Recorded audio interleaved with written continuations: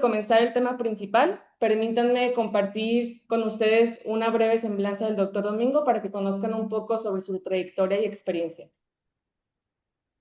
Licenciado en Derecho por la Universidad Latina de América, nuestro maestro en Fiscal por la Universidad de Guanajuato, máster en Dirección de Despachos por el Instituto Superior de Derecho y Economía en Madrid y máster en Ciencias Jurídicas por la Universidad de Abad Oliva CU en Barcelona. Doctor Materia Fiscal por la Universidad Autónoma de Durango y candidato a doctor en Derecho por la Universidad Panamericana. Ha realizado cursos en posgrados en la Universidad de Castilla de la Mancha, en la Universidad de Santiago de Compostela y en la Universidad Complutense de Madrid, España. También ha realizado cursos de perfeccionamiento en el IPADE de Business School en Guadalajara y en Yale University en Estados Unidos. Socio director de la firma Ruiz Consultores, especializada en litigio fiscal, consultoría fiscal y práctica corporativa. Profesor de posgrado en la Universidad Panamericana, así como el doctorado en estudios fiscales por la Universidad de Guadalajara. Profesor invitado en las universidades españolas, Escuela de Práctica Jurídica en la Universidad de Complutense de Madrid, la Universidad de Valencia y la Universidad de Castilla-La Mancha. Presidente de la Comisión Fiscal Nacional de Coparmex, presidente de la Academia Mexicana de Derecho Fiscal, coordinador general de capítulos regionales del Ilustre y Nacional Colegio de Abogados de México, miembro del Consejo Directivo del Instituto Latinoamericano de Derecho Tributario, vicepresidente de la Comisión de Administración de Despachos de la Unión Internacional de Abogados. Ahora sí, le cedo la palabra al doctor Domingo Ruiz. Bienvenidos todos. Muchas gracias por la invitación. Es un gusto ya para cerrar el año estar platicando con esta comunidad del despacho Hermanos Vázquez Medina, unos profesionistas a quienes aprecio mucho. En realidad tenemos muy buena relación, pero además entre despachos hemos venido haciendo buena sinergia con el propósito de poder agregar mejor valor o mayor valor a nuestros clientes, de forma tal que podamos ir solucionando distintas cuestiones en materia fiscal. Y justo me invitaron el día de hoy, y lo agradezco mucho, para poder platicar sobre los efectos fiscales o el contenido fiscal o los desafíos fiscales que derivan del paquete económico para 2026. Ya terminó todo el proceso. El día de hoy está publicado ya en el Diario Oficial de la Federación el paquete económico que va a entrar en vigor el 1 de enero.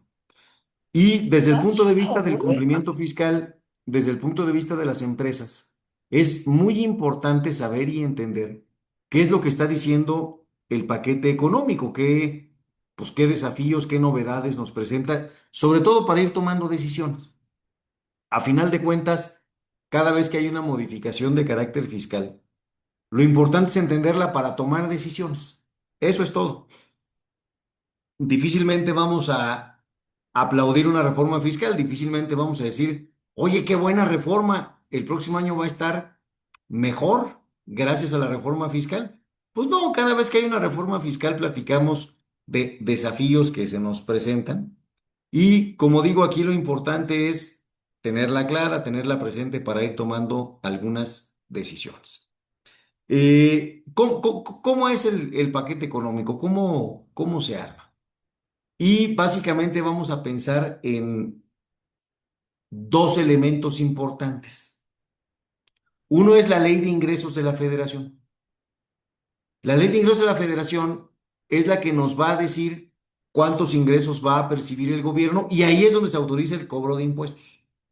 Entonces el cobro de impuestos está autorizado y deriva de lo que dice la ley de ingresos de la Federación, y por eso la ley de ingresos de la Federación puede contener excepciones o particularidades a las obligaciones fiscales, ya sea estímulos, ya sea limitaciones, que es lo que va a tener la ley de ingresos de la Federación para el año 2026. Y lo otro que va a complementar es qué leyes se van a reformar para dar cumplimiento a ese paquete económico. A ese paquete económico con unos postulados que vamos a encontrar en un documento que se llama Criterios de Política Económica. Entonces, de los criterios de política económica surge la ley de ingresos y luego para poder aplicar la ley de ingresos es que se llevan a cabo modificaciones fiscales.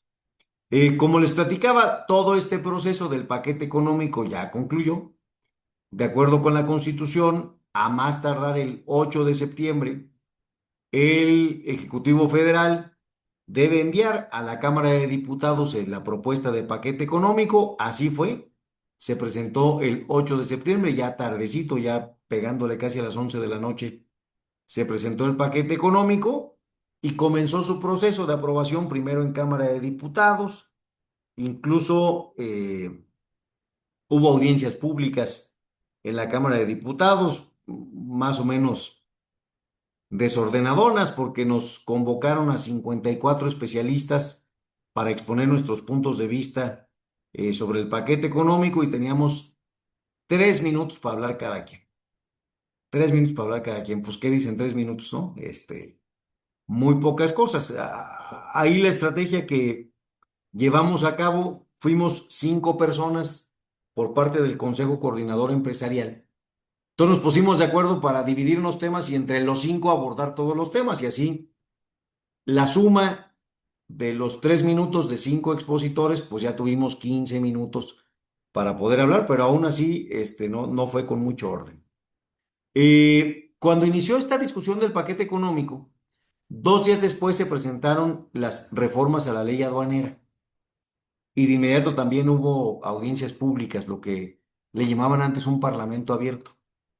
Y el 15 de septiembre se presentó la iniciativa de reformas a la ley de amparo. Y también hubo audiencias públicas. Entonces, eh, ahorita que platicábamos con Ricardo que no hubo tiempo de juntarnos para comer en estos meses, fue porque anduvimos, pero como araña fumigada, atendiendo los cabildeos y el lobbying en Cámara de Diputados y en el Senado de todo esto que a final de cuentas se aprobó ya. Se aprobó, de acuerdo con la Constitución, a más tardar el 20 de noviembre debe estar aprobado para que entre en vigor el 1 de diciembre. Entonces, ya pasado todo el fenómeno político de discusión, de debate, de incidencia, eh, pues ahora vienes entender su contenido para saber qué es lo que vamos a hacer hacia el interior de la empresa. Hay una clave de lectura muy importante del paquete económico, que es lo que se estima que crezca la economía. Entonces, aquí vamos a ver que la estimación del crecimiento económico es de 1,8 a 2,8%. Y esto hay que verlo con mucho cuidado e interpretarlo a su vez con sus efectos fiscales. Me voy a explicar.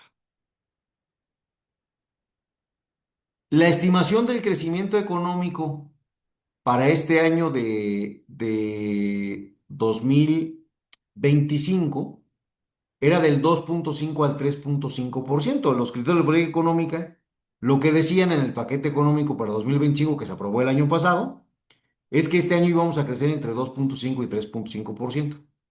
Ya estamos en diciembre, ya podemos ver cuánto creció la economía y estamos cerrando en un crecimiento del 0,3%.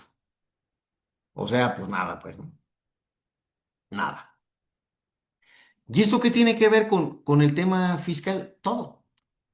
Todo porque la estimación del crecimiento en la recaudación es directamente proporcional al crecimiento económico.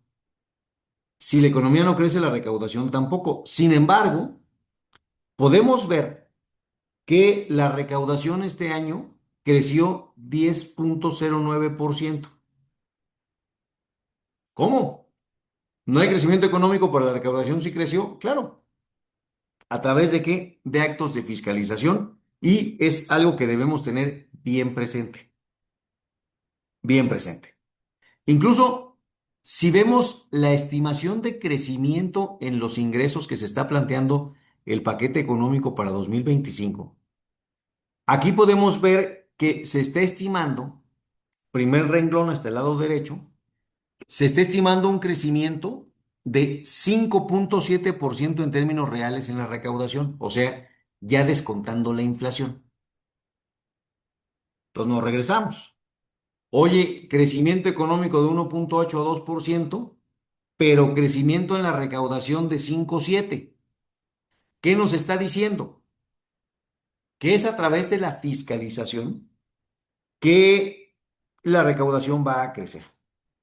En mi rol de presidente de la Comisión Fiscal de Coparmex Nacional, en mayo sostuve junto con Juan José Sierra, que es el presidente nacional de Coparmex, sostuvimos una reunión con el secretario de Hacienda para ver algunas medidas de ajustes en la política fiscal, de reformas fiscales, etcétera.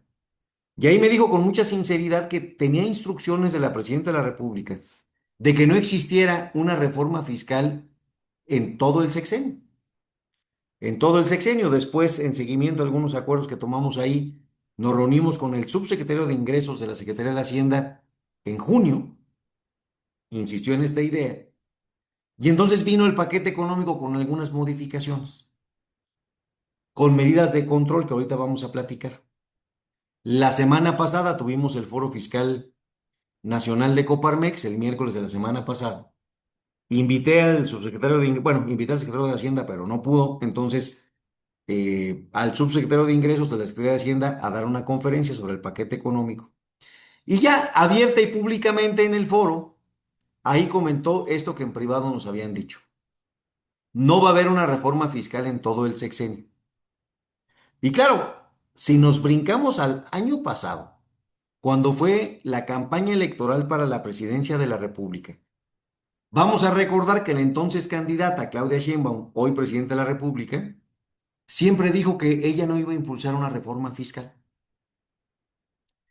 Y ya siendo presidenta electa en aquel acto que hizo en el Zócalo de presentar 100 compromisos de cara a la nación, ella dijo que su reforma fiscal era la tecnología.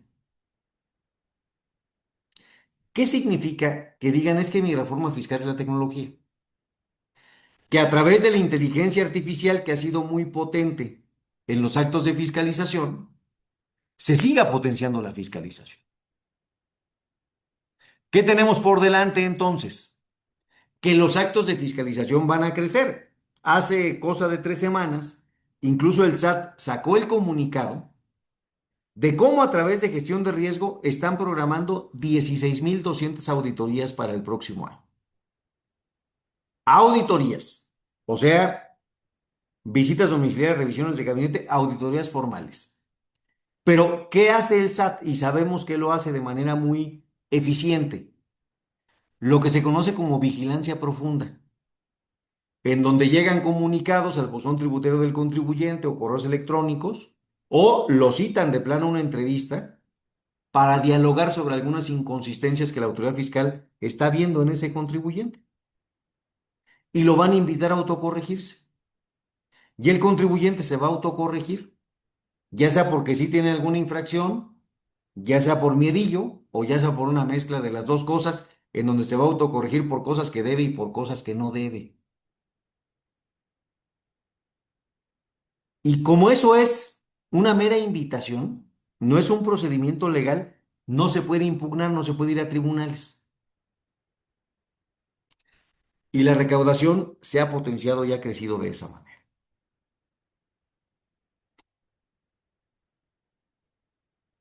¿Qué vamos a ver? Pues que sí se esté estimando un incremento importante en la recaudación y por lo tanto debemos comenzar nuestro análisis con lo que contiene la Ley de Ingresos de la Federación para el año 2026.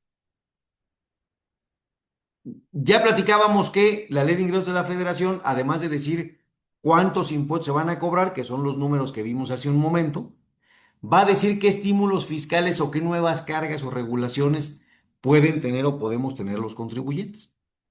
Entonces, de manera adicional a los estímulos fiscales que año con año existen, en donde la autoridad fiscal lo que hace es dar estímulos fiscales relacionados con el gasolina y diésel que se usa en equipos de transporte, los peajes que se pagan en las casetas cuando uno viaja, en fin, etcétera. Adicional a eso,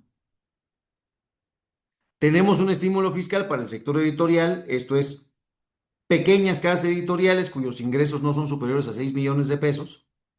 En la compra de libros, periódicos y revistas pueden tener una deducción de 8% adicional a la deducción que típica y tradicionalmente tenían.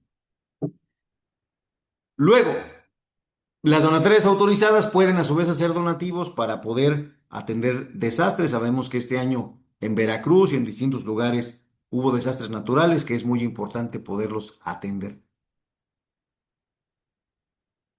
Para aquellas personas, y sé que en esta sala virtual varias se dedican a actividades agrícolas, ganaderas, pesqueras o silvícolas,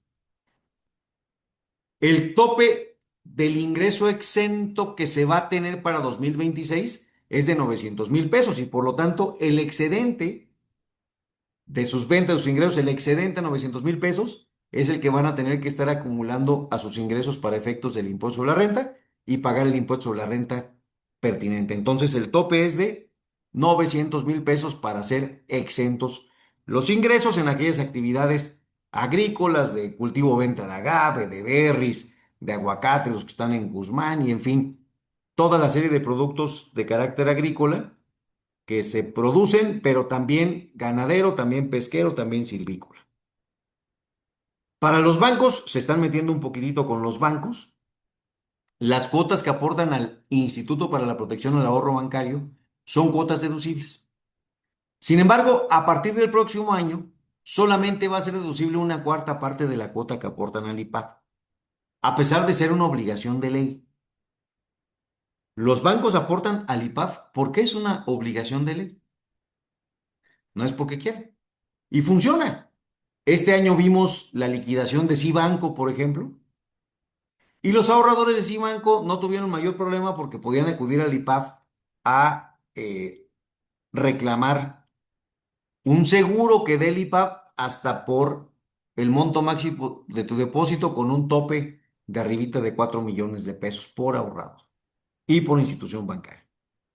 Sin embargo, va a ser deducible parcialmente. Era, era eso que justo. Gracias.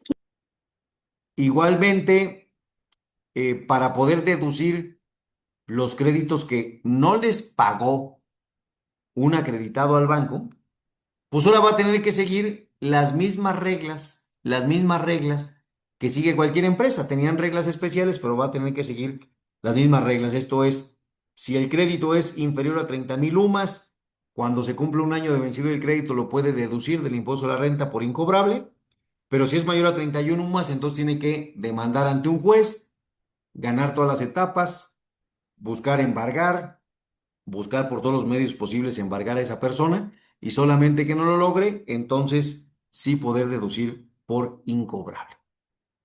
Con las plataformas tecnológicas también se están metiendo un poquitín. Las retenciones a los marketplaces, digamos Amazon, Uber, Didi, en fin, etcétera, la retención es mayor, pero aunque quien venda su producto o servicio a través de la plataforma sea una persona moral, le van a retener de todas maneras. Esto no existía así. Generalmente solamente se retiene a quienes son personas físicas. Si hablamos de libros deteriorados, habrá que donarlos. Instituciones de financiamiento colectivo, que son estas plataformas que captan recursos para un proyecto de inversión y luego te retornan tus recursos con un rendimiento. Hay retenciones muy altas, 20% de impuesto a la renta de los intereses que se estén pagando y todo el IVA. Todo el IVA y si esas, e igualmente en plataformas de intermediación del extranjero, la retención es incluso al 100%. Cosas positivas, un programa de regularización fiscal. Este programa de regularización fiscal estuvo vigente en este año de 2025 y va a continuar en 2026. ¿De qué trataba en 2025? Que podías regularizarte por adeudos fiscales que tenías del año 2023 y hacia atrás, siempre y cuando en el año por el cual te querías regularizar no hubieras obtenido ingresos mayores a 35 millones de pesos en el año. Esto estaba muy limitado a ciertas empresas pequeñas o a ciertas personas. Y existía de límite hasta el 30 de septiembre de este año 2025 para poderte subir, para poderte acoger a este beneficio. ¿Qué va a pasar ahora en el año 2026? Te puedes regularizar de adeudos fiscales que tengas de 2024 y hacia atrás, siempre y cuando en el año por el cual te quieres regularizar, tus ingresos no hayan sido mayores a 300 millones de pesos. Entonces ya no quedó en 35 millones de pesos de ingresos, sino en 300 millones de pesos de ingresos. El horizonte de contribuyentes que pueden beneficiar es mayor. ¿Y de qué se trata el beneficio? De que pagues tu impuesto con actualización, pero está condonada el 100% de las multas, el 100% de los recargos y el 100% de gastos de ejecución. ¿Qué quiere decir? Que a lo mejor yo tengo algunas irregularidades del año 2024 o 2023 y me quiero autocorregir, solamente calculo el impuesto actualizado y ya acabé. Y ya acabé, no voy a pagar recargos ni multas. Ahora, si tengo un crédito fiscal, porque la autoridad me hizo una auditoría y me terminó un crédito fiscal y estoy litigando en tribunales ese crédito fiscal, que es del año 2019, imaginemos, me puedo desistir del juicio y pagar el impuesto actualizado quitando las multas, quitando los recargos, quitando los gastos de ejecución. Que esto es muy importante porque cuando un contribuyente fue auditado y tiene un crédito fiscal, la multa es del 55%. Entonces son unas multonas, unas multonas. Claro, hay que hacer análisis muy puntuales de cuándo sí y cuándo no conviene subirnos a esta facilidad. Hay que tener bien presente que vamos a tener hasta el 31 de octubre para podernos acoger a este beneficio. ¿Y cómo funciona? Solicitar a la autoridad fiscal acogernos al beneficio para poder liquidar un adeudo fiscal. La autoridad fiscal nos va a resolver y a partir de que nos resuelva, tenemos 15 días para pagar. Tenemos 15 días para pagar. Ejemplo, eh, un cliente del despacho recién cerramos un acuerdo conclusivo. ¿Qué es un acuerdo conclusivo? Cuando hay una auditoría por parte de la autoridad y acudimos a la Procuraduría de Defensa del Contribuyente a una instancia de mediación y negociación con la autoridad. Todos nos pusimos de acuerdo en unas cosas sí y en otras no. En las que sí nos pusimos de acuerdo, firmamos acuerdo conclusivo. Esto se llama acuerdo conclusivo parcial. Y en las que no, pues estamos viendo. Me decía la autoridad, oye, vamos a firmar que te vas tú a corregir. Le dije, no, no vamos a firmar eso. Vamos a firmar en lo que sí nos ponemos de acuerdo ya, que me aceptas unas partidas deducibles que la autoridad fiscal decía que no eran deducibles. Y el resto vamos a dejarlo así. ¿Por qué razón? Porque a lo mejor nos acogemos al beneficio de regularización. No necesito que tú me condones ninguna multa, no necesito ningún beneficio a través del acuerdo conclusivo porque ya me lo va a dar la ley de ingresos. Ahí sí. ¿Cuándo no? Les voy a dar otro ejemplo. Les voy a dar otro ejemplo. ¿Cuándo no? En el año 2020, un cliente del despacho pues tuvo ventas bajas, pues tuvo la pandemia, pero había hecho una inversión en activos intangibles que le terminó generando una pérdida fiscal en ese año de 2020 que fue amortizando, que fue aplicando en los años posteriores. Vino una auditoría y la autoridad descalificó la inversión en activos intangibles por un argumento realmente muy superficial, porque los activos intangibles que había reconocido como inversión derivaban de los derechos de unos contratos de uso exclusivo. Sin embargo, la autoridad decía, no, no, no, es que solamente una marca puede ser un activo intangible, lo cual no es cierto. Ah, bueno, pues vamos al tribunal. Estábamos litigando y en agosto me dice el cliente, oye, Domingo, Desístete del juicio porque me voy a acoger al decreto de regularización. Oye, no, no, no, espérate. No. ¿Por qué no? Porque tú lo estás viendo que te va a salir muy barato regularizarte, porque te van a condonar la multa. ¿Qué es lo que pasa cuando alguien declara pérdidas fiscales indebidamente? Lo multan por declarar pérdidas fiscales indebidamente. Entonces a este cliente le quitaron la deducción del activo intangible. En lugar de pérdida fiscal terminó con una pequeña utilidad y muy poco impuesto, pero entonces lo fuerte de ese crédito fiscal era la multa. Es que me la van a condonar. Sí, compadre, pero es que tú vas a aceptar que esa deducción era incorrecta. Tú vas a aceptar que esa pérdida fiscal era incorrecta y la aplicaste en los demás años. Te va a tocar autocorregirte en los demás años y pagar impuestos de los demás años. No, desístete porque como ya vino la reforma judicial, ya ningún juicio fiscal se va a ganar en México y ya siempre los contribuyentes vamos a perder todos los juicios fiscales contra la autoridad y por eso desístete. Pues les he de confesar que no lo pude convencer y nos terminamos desistiendo y él pagando. Y ahora tiene este problemita de, pues que se tiene que autocorregir por los demás años. Por este temor, ya vi que aquí escribieron en el chat terrorismo fiscal, pues es que esta presión que hace la autoridad y esta percepción de que los tribunales ya no van a funcionar es una percepción exagerada. Sí es verdad que llegaron algunas personas electas que tendrán que aprender, pero también es verdad que llegaron personas muy competentes, muy competentes. Yo les quiero confesar que perdí o platicar o desahogarme con ustedes que perdí una socia. Perdí una socia porque ganó la elección y el día de hoy es magistrada de tribunal colegiado, emitiendo sentencias protectoras al contribuyente. Esto de que todos los jueces tienen línea, en fin, etcétera, no, no es exacto. Bueno, vuelvo para acá. Entonces, hombre, aquí está ese estímulo para regularizarme y a lo mejor me conviene, pues a lo mejor sí, pero tengo que analizar muy bien qué estoy aceptando y reconociendo con ese pago. Porque a lo mejor estoy reconociendo que mi modelo de cumplimiento fiscal no es correcto, que mis deducciones son correctas, qué sé yo. Esto hay que analizarlo muy bien. Siguiente beneficio. Un programa para traerse dinero a México.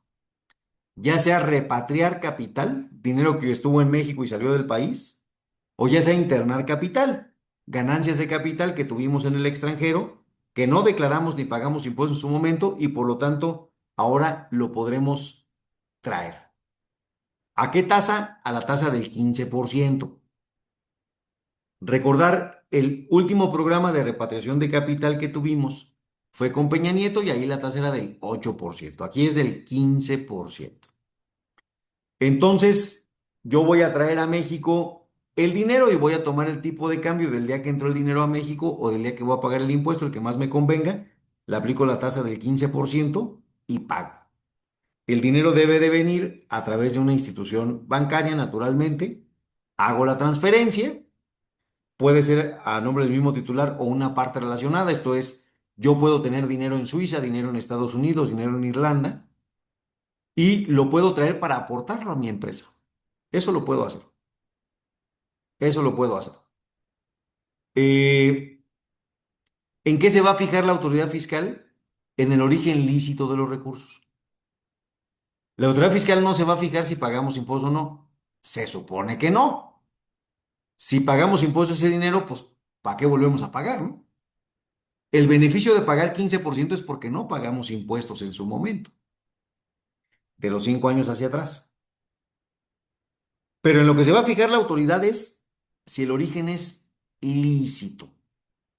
Es lícito. Y eso es bien importante porque el programa de repatriación de capitales que hubo con Peña Nieto derivó en muchas auditorías.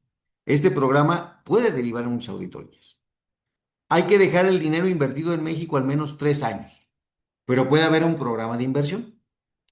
Si traemos el dinero el primer semestre del 26, podemos terminarlo de traer el segundo semestre de 26. Si el segundo semestre de 26 traemos el dinero, lo podemos terminar de traer el segundo semestre de 27, o sea, hasta el 30 de junio de 27. Y puedo irme moviendo de instrumento de inversión. Aquí la condición y la regla es que esté en México. Esto lo que quiere es potenciar el Plan México, polos de desarrollo, que ahí vengan los temas de inversión, que se invierte en terrenos y construcción. ¿Por qué digo esto? Porque hay un estímulo del Plan México que te permite deducir aceleradamente tus inversiones hasta el 100%. Bueno, hay porcentajes, pues, por hasta el 100%. Terrenos, construcciones del contribuyente, investigación, desarrollo e innovación, pago de pasivos a la federación, bonos de deuda gubernamental en CETES, en fin. Entonces aquí hay una ventana de poder traer el dinero, dejarlo invertido, nomás asegurarme que sí puedo demostrar el origen de los recursos, porque está excluyendo actividades ilícitas. Y esta va a ser la pregunta que va a hacer la autoridad. Muy importante, ¿qué pasa si traigo el dinero en la empresa? Va a generar PTU. Esto quiere decir que además del 15% de impuesto a la renta, voy a pagar 10% de reparto de ingresos a los trabajadores.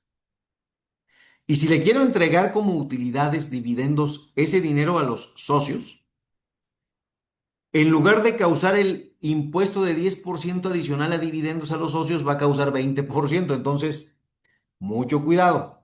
No es exactamente 15, puede ser 25 o hasta 35%, lo que nos cueste traer ese dinero.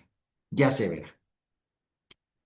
Subió el costo de los derechos para entrar a museos, parques, en fin, aquí no me detengo, no tiene mucha cosa que decir.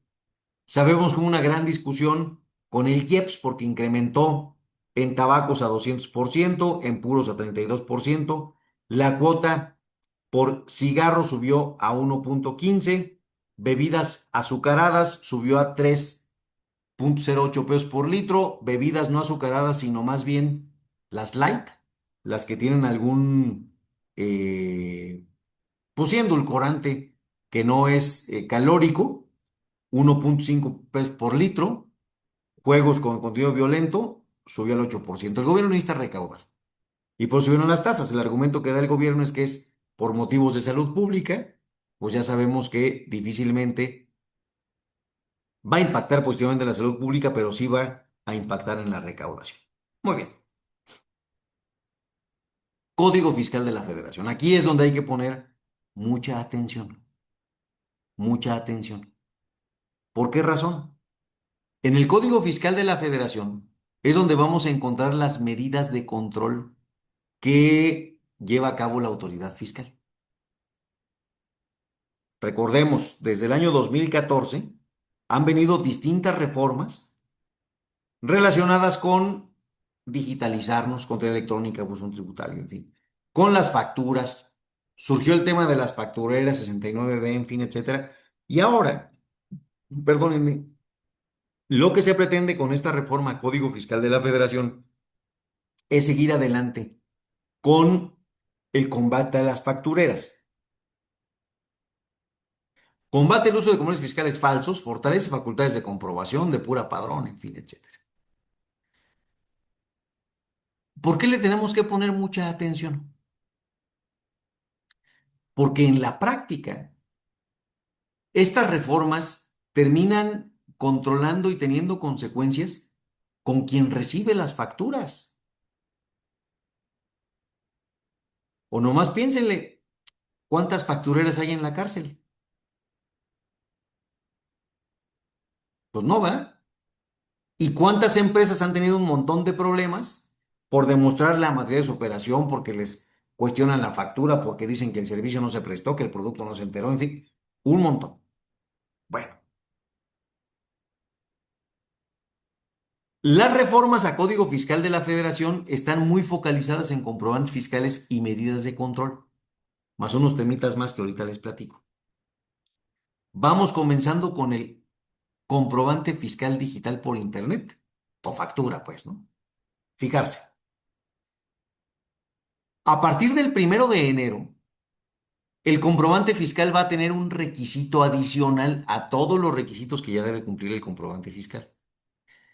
Y ese requisito adicional es que debe amparar operaciones existentes, verdaderas o actos jurídicos reales. ¿Y eso yo cómo lo voy a saber? Todos los requisitos de un CFDI, de una factura, yo las puedo leer en el PDF que me entregan. Ahí puedo ver si tiene código postal, si tiene RFC, si tiene método de pago, si tiene un concepto de facturación. Ahí lo puedo ver. Pues este requisito no lo vamos a poder ver ahí. Este requisito es de prueba. ¿Y qué pasa si no cumple ese requisito? Se crea el concepto ahora sí de comprobante fiscal falso. Y la autoridad fiscal va a decir que es un comprobante fiscal falso. ¿Por qué se creó el concepto? Porque la Constitución establece que procede prisión preventiva oficiosa cuando se usan comprobantes fiscales falsos. ¿Cuál es el problema? Que los comprobantes fiscales falsos no existen. Y no existen porque están timbrados en la página del SAT o timbrados por un proveedor de certificados. No existen los comprobantes falsos. Ah, bueno, pues se crea entonces ahora un concepto en Código Fiscal de la Federación para emular, para hacer como si fueran falsos. Es una ficción. ¿Esto a qué nos obliga desde el punto de vista de las empresas? Gobernanza probatoria, lo que pongo aquí en color moradito hasta abajo. Gobernanza probatoria. Contratos entregables, evidencia de la operación. En nuestros procesos tenemos que ser muy cuidadosos con eso. Los abogados le llamamos defense file, que es un expediente de defensa. Si tengo una revisión de la autoridad, yo ahí tengo en un expediente todos los documentos, contratos, evidencias que me ayudan a demostrar que es una operación real. Este deber de probar, pues se va a incrementar más. ¿Por qué razón? Porque la autoridad en cualquier procedimiento nos va a poder decir que ese comprobante es falso y le vamos a tener que demostrar que no es falso, que es verdadero.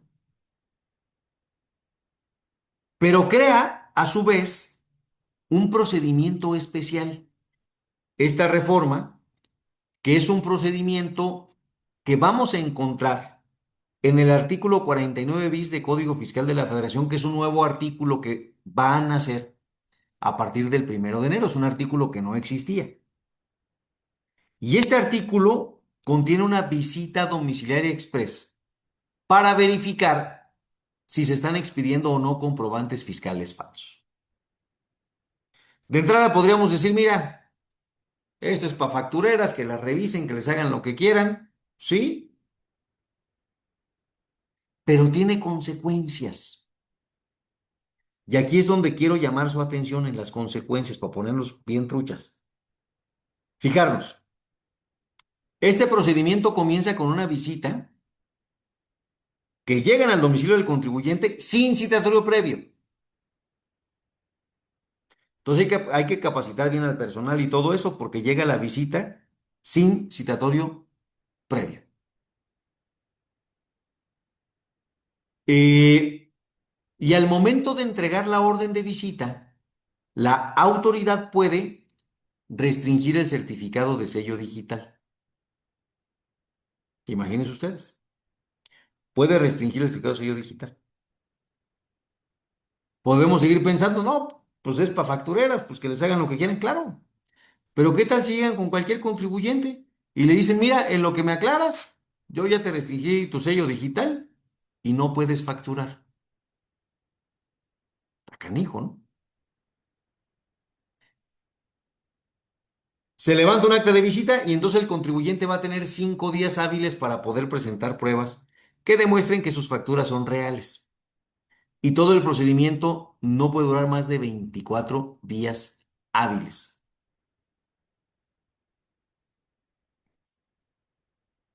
¿Dónde está la gravedad de la cuestión?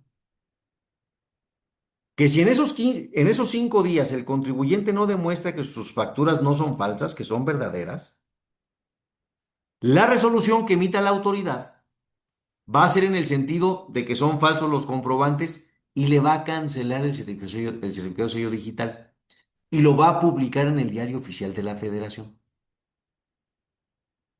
A partir de esa publicación, los contribuyentes que recibieron factura de ese que está ahora publicado tienen 30 días para autocorregirse. ¿Qué significa? presentar declaraciones complementarias quitando esas facturas y pagar el impuesto de la renta y pagar el IVA de esas facturas. Y si no lo hacen, en 30 días les van a restringir el certificado de sello digital al contribuyente que recibió esas facturas y no se autocorrigió. A ver, esto está bravo. ¿Por qué razón? Pues qué tal si un contribuyente descuidado tiene una visita y no la atiende bien y termina con el certificado de sello digital cancelado y meten una broncona a todos sus clientes. O, ¿qué tal si tenemos una factura de una empresa de estas que se publicó y nosotros ni sabíamos, porque es un servicio que sí nos dieron y que sí pagamos?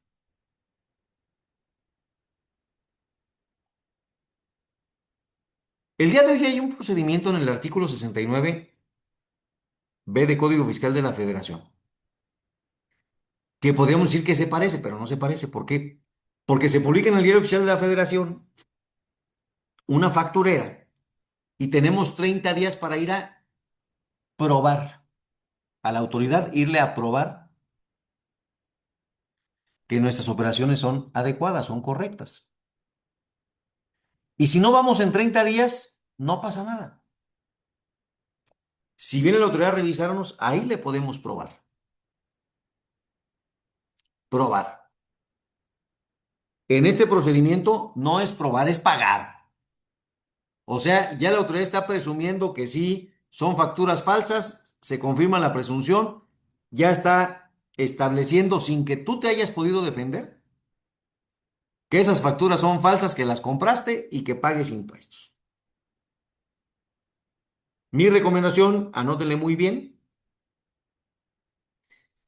si un proveedor mío aparece listado en estas listas que van a salir del artículo 49 bis, tendré que ir al juicio de amparo inmediatamente. ¿Por qué razón? Porque debo tener la oportunidad de defenderme, de demostrar y probar que yo no compré facturas. Muy importante, anótenle por qué. Si no, pueden terminar con el servicio digital restringido o cancelado sin poder operar, porque se crean nuevas causales en Código Fiscal de la Federación para poder restringir, cancelar el servicio digital, que es no desvirtuar esta presunción de falsos, con esta rescisión temporal de que no se corrija, que no se corrija. O a quien tenga créditos fiscales firmes y su facturación se cuadruplique, se cuadruplique. Entonces, con estas causales debemos ser mucho más puntuales en nuestro modelo de cumplimiento fiscal para poder prevenir riesgos fiscales. ¿Qué pasa si una empresa es publicada en estos listados y un socio de esa empresa quiere constituir una nueva empresa inscribirla en el RFC? No lo van a dejar. Otra vez, eso es inconstitucional porque el socio nunca se pudo defender, ya se verá, ya se verá. Con esto se pretende depurar y blindar el padrón, el padrón. Si una empresa pasa un año, un ejercicio fiscal, sin emitir ni recibir facturas, le podrán cancelar el Registro Federal de Contribuyentes. Muy importante. La autoridad fiscal hoy nos puede fiscalizar porque tiene acceso a la información de bancos. Ahora, también las fintech, o sea, toda entidad financiera, va a tener acceso a la información del SAT y va a poder establecer presunciones y determinar impuestos con fundamento en los estados de cuenta de estas entidades financieras. No solamente estados de cuenta de los bancos, sino estados de cuenta de estas entidades financieras. Las plataformas digitales van a tener que estar conectadas en tiempo real las 24 horas del día con el SAT a partir del 1 de enero. El SAT va a tener un control y un acceso a la información permanentemente de estas plataformas para poder seguir haciendo cruces de información con el resto de los contribuyentes. Si tenemos un crédito fiscal que consideramos que es ilegal y no está impugnado, podemos solicitarle al superior jerárquico del funcionario que emitió el crédito fiscal, o sea, a su jefe, que anule ese crédito fiscal. Esto se conoce reconstrucción administrativa y puede proceder. Claro, si quiere, si quiere. No es obligado anularlo, es una revisión y si quiere lo va a anular. Quienes están en el régimen simplificado de confianza, por una parte, si presentan pagos mensuales definitivos, pueden ya no presentar declaración anual. Por otra parte, hay ciertas atenuantes en las multas que podía tener alguien que estuviera en el régimen de incorporación fiscal, que ahora también va a tener esos beneficios quien se encuentre en el régimen simplificado de confianza. De confianza. Notificaciones no personales en buzón tributario, modificaron los plazos en que surten efectos, esto hay que tenerlo bien presente porque hay unas notificaciones que van a ser de 20 días. Esto para poder cumplir plazos, requerimientos, va a ser muy importante.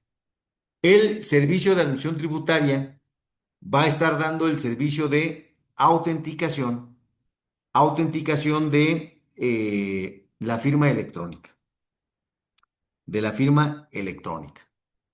Esto es positivo, pues para saber que una firma electrónica es válida, sin lugar a dudas.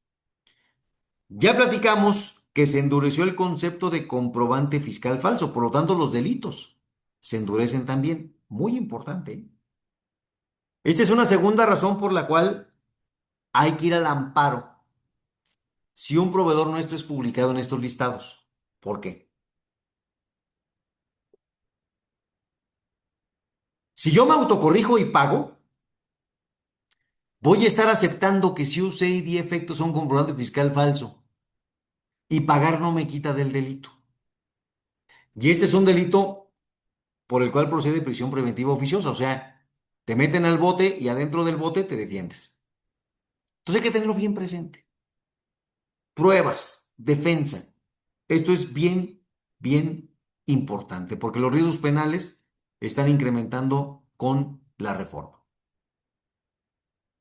Vino reformas a la ley de amparo.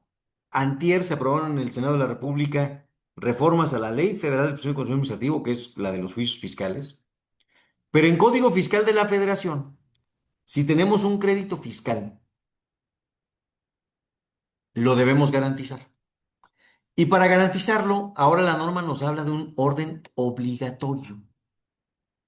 Un orden obligatorio. El día de hoy tenemos distintas opciones para garantizar un interés fiscal y lo garantizamos, le ofrecemos una garantía a la autoridad de que vamos a pagar el crédito fiscal si no ganamos el juicio, bajo el mecanismo que más nos convenga. Pues en enero ya no va a ser así.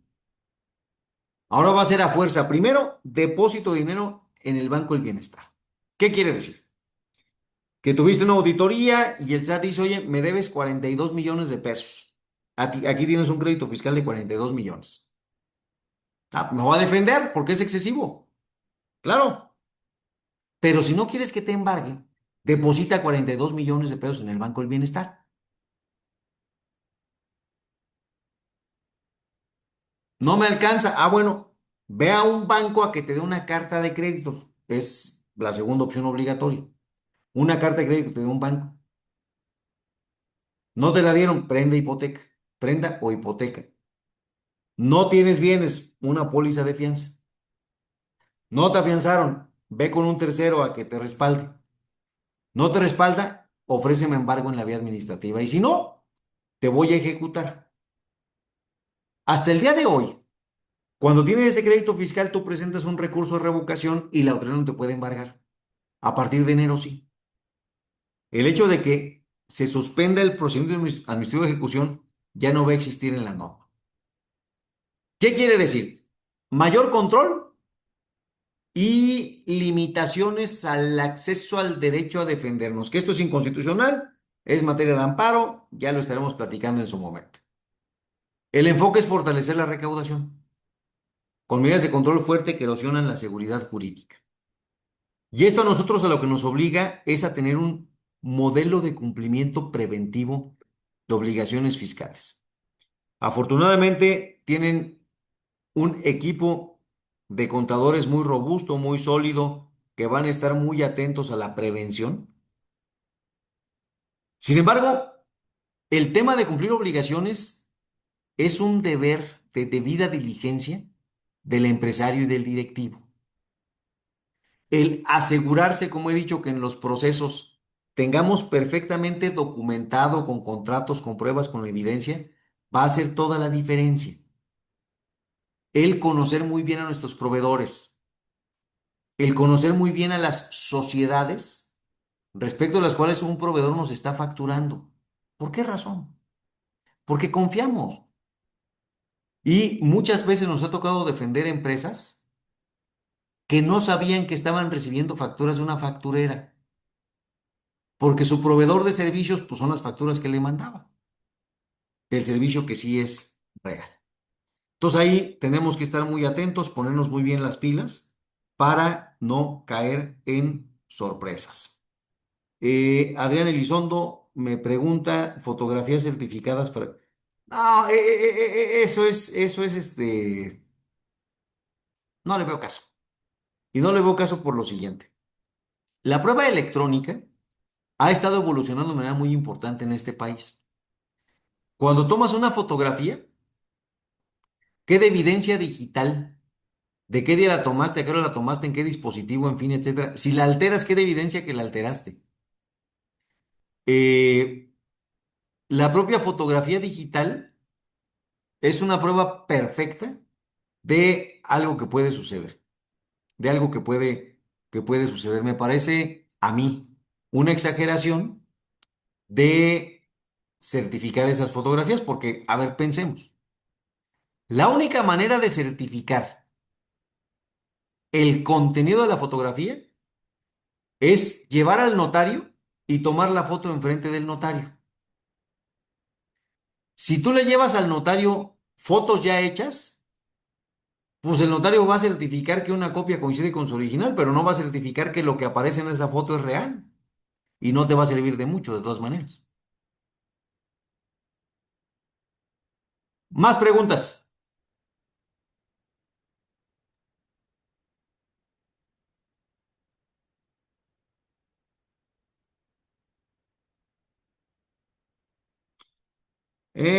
María Fernanda, en el tema de tener evidencias probatorias de la operabilidad, ¿sirven bitácoras? Sirven bitácoras. Fijarse, no hay una única respuesta, depende mucho del modelo de operación de tu empresa. Depende mucho cuál es tu modelo de operación. Pues puede ser que sean órdenes de compra, pueden ser que sean controles de inventario, puede ser que sean bitácoras, puede ser que sean entradas, salidas de almacén, puede ser que sean cotizaciones, puede ser que sean contratos, todo depende, todo depende. Pensemos aquellos que importan fertilizantes, vamos a pensar. ¿Cómo es el proceso de compra de fertilizantes a China o productos? Pues un correo electrónico, una llamada, va a estar medio canijo que tengas fe pública y copias certificadas de aquello que pasó, ¿no? Pues los correos electrónicos, ¿no? Entonces depende mucho el modelo de operatividad, es que vas a tener las evidencias. Alfonso Pardo, ¿qué criterios críticos tienen ahora las autoridades para decidir si los entregables son valores reales o no? Alfonso, ha sido la pregunta toda la vida porque no sabemos cuáles son los criterios de la autoridad. Lo que sí sabemos es que siempre nos va a decir que no son suficientes.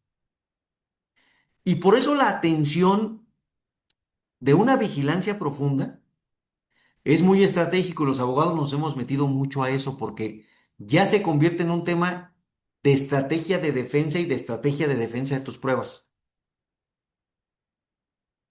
Hombre, es que tengo un montón de pruebas. ¿Cómo las puedo ir administrando y defendiendo ante la autoridad para convencerla?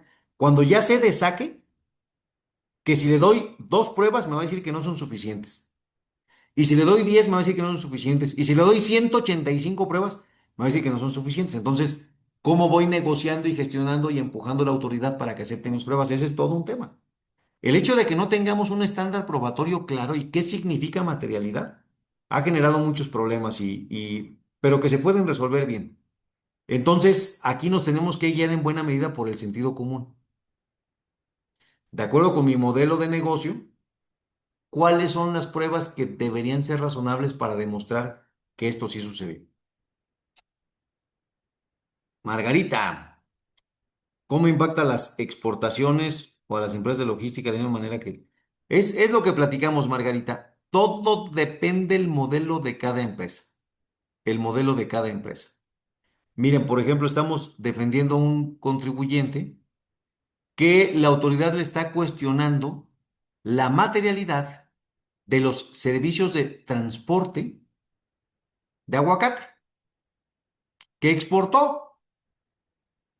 Y dice la autoridad que no es cierto que no hay un servicio. Entonces, oye, aquí tengo los pedimentos de la exportación del aguacate.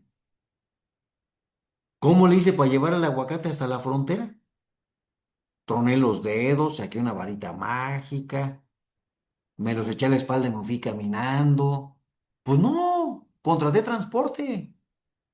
Ese que me dices que no me dieron, pues es con el que exporté el aguacate. ¿Qué quiero decir con esto? Que depende mucho tu modelo de operación, la forma en que tengas que ir a defender las pruebas con la autoridad.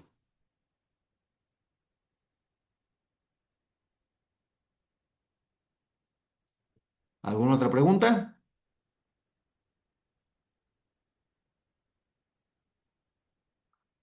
Muy bien. A manera de conclusión, estemos atentos. El modelo de cumplimiento fiscal tiene que sofisticarse, perfeccionarse. No hay que dejar las cosas para después. Oye, ahorita hacemos el negocio y ahí después firmamos los contratos y ahí después lo documentamos. No, no, no. En tiempo real. En tiempo real. Esto hace toda la diferencia. El transporte de aguacate está obligado a traer GPS exactamente. Tiene una trazabilidad hasta Estados Unidos. Es más, el aguacate, su trazabilidad es para saber de qué árbol se cortó. O sea, imagínate nada más. Exportar, no, problemas para exportar licores no, no creo. El tema es focalizadamente en cuestiones de materialidad. Ya veremos el próximo año en la revisión del TEMEC cómo nos va, eso sí, y ya platicaremos.